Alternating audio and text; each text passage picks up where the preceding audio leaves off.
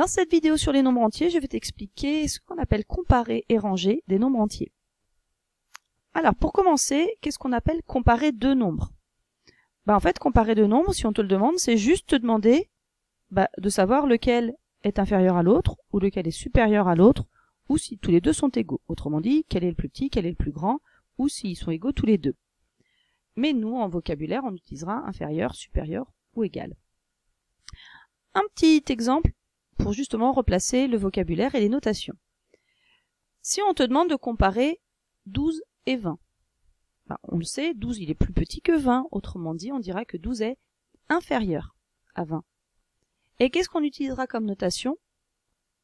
On utilisera le symbole du crocodile, là, et on voit que ce symbole, on l'ouvre du côté du plus grand.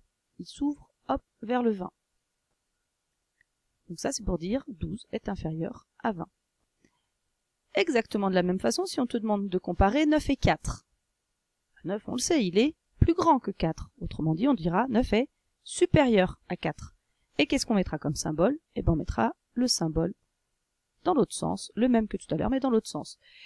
Mais en fait, on voit qu'il veut dire la même chose, c'est-à-dire qu'il ouvre vers le nombre le plus grand. Et le dernier petit exemple, on veut comparer 6 et 2 fois 3. Oui, mais 2 fois 3, c'est combien? C'est 6, 2 fois 3.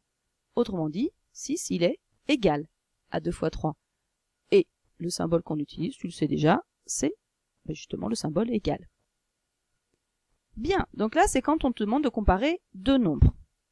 Oui, mais nous, on pourrait comparer plusieurs nombres, mais dans ce cas-là, on ne dit pas comparer, on dit ranger des nombres dans un certain ordre.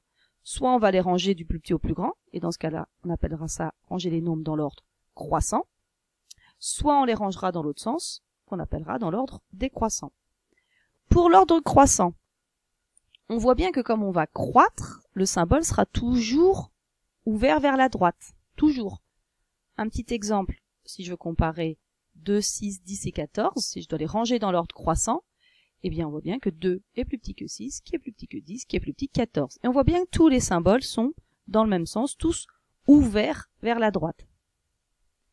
Exactement de la même façon, on vient de le dire, si on veut ranger dans l'ordre décroissant, cette fois-ci, on les écrit du plus grand au plus petit. Et on voit que les symboles vont tous être plutôt ouverts sur la gauche, là.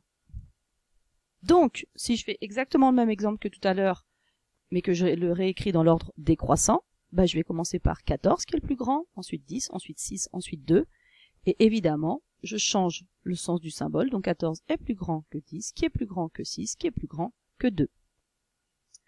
Donc voilà pour cette vidéo sur comparer et ranger des nombres entiers.